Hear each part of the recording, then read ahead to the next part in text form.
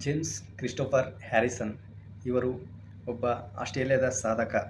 ಇವರು ಆಸ್ಟ್ರೇಲಿಯಾದ ಸಾಧಕ ಹೇಗೆ ಅಂತ ನಾನು ಈ ವಿಡಿಯೋದಲ್ಲಿ ನಿಮಗೆ ತಿಳಿಸಲು ಪ್ರಯತ್ನ ಮಾಡುತ್ತೇನೆ. ಯಾರು ಈ ಜೇಮ್ಸ್ ಕ್ರಿಸ್ಟೋಫರ್ ಹ್ಯಾರಿಸನ್ ಅಂತ ಅಂತಂದರೆ, ಇವರು ಆಸ್ಟ್ರೇಲಿಯಾದ ಒಬ್ಬ ಬಡ ಕುಟುಂಬದಲ್ಲಿ ಜನಿಸಿರ್ತಕ್ಕಂಥ ಒಬ್ಬ ವ್ಯಕ್ತಿ. ಇವರು ಹೇಗೆ ಸಾಧನೆ ಮಾಡಿದ್ದಾರೆ ಎಂಬುದರ ಕುರಿತು ಈ ವಿಡಿಯೋ ಆಗಿರುತ್ತದೆ. ಇವರು 1936 ಡಿಸೆಂಬರ್ 27ರಂದು ಜೂನಿ ಟೌನ್ನ ಆಸ್ಟ್ರೇಲಿಯಾದಲ್ಲಿ ಜನಿಸಿರುತ್ತಾರೆ. ಇವರಿಗೆ 1951ನೇ ವಯಸ್ಸಿನಲ್ಲಿ, ಅಂದರೆ ಇವರಿಗೆ 14ನೇ ವಯಸ್ಸಿನಲ್ಲಿ ಎದೆಯ ತೊಂದರೆಯಾಗುತ್ತದೆ. ಅಂದರೆ ಎದೆಯ ಶಸ್ತ್ರಚಿಕಿತ್ಸೆ ಮಾಡಬೇಕಾಗಿರುತ್ತದೆ. ಡಾಕ್ಟರ್ ಹೇಳ್ತಾರೆ ಇವರಿಗೆ ಆಪರೇಷನ್ ಮಾಡಬೇಕು, ಅಂದರೆ ಸರ್ಜರಿ ಮಾಡಬೇಕು ಅಂತ ಹೇಳಿದಾಗ ತುಂಬ ರಕ್ತದ ಅವಶ್ಯಕತೆ ಇರುತ್ತದೆ. ಆವಾಗ ಬೇರೆ ಕಡೆಯಿಂದ ರಕ್ತವನ್ನು ತಂದುಬಿಟ್ಟು ಇವರಿಗೆ ಶಸ್ತ್ರಚಿಕಿತ್ಸೆ ಮುಂದುವರಿಸಿ ಇವರ ಶಸ್ತ್ರಚಿಕಿತ್ಸೆ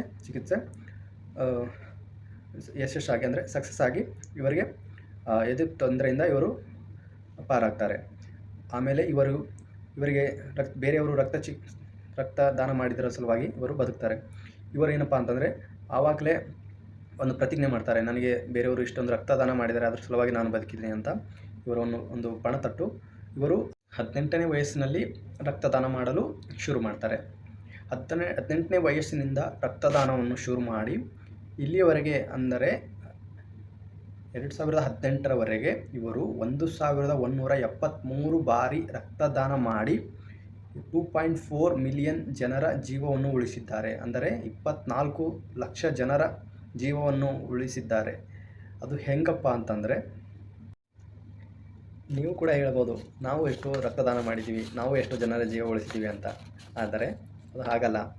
ಅವರ ರಕ್ತದ ಪ್ಲಾಸ್ಮಾದಲ್ಲಿ ಆ್ಯಂಟಿ-ಡಿ ಎಂಬ ಅತಿ ವಿರಳ ರೋಗ ನಿರೋಧಕಗಳಿದ್ದವು.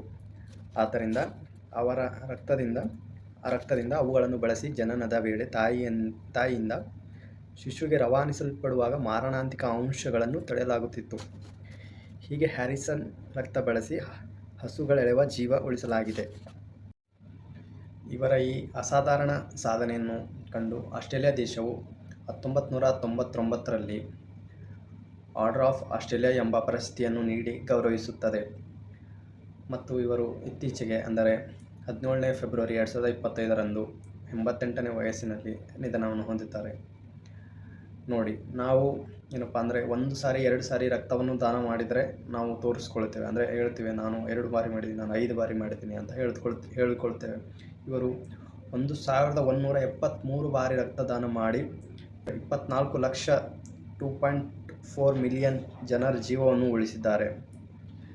ನಾವು ಏನಪ್ಪ ಅಂತಂದರೆ ರಕ್ತದಾನವನ್ನೇ ಮಹಾದಾನ ಎಂದು ಹೇಳುತ್ತೇವೆ.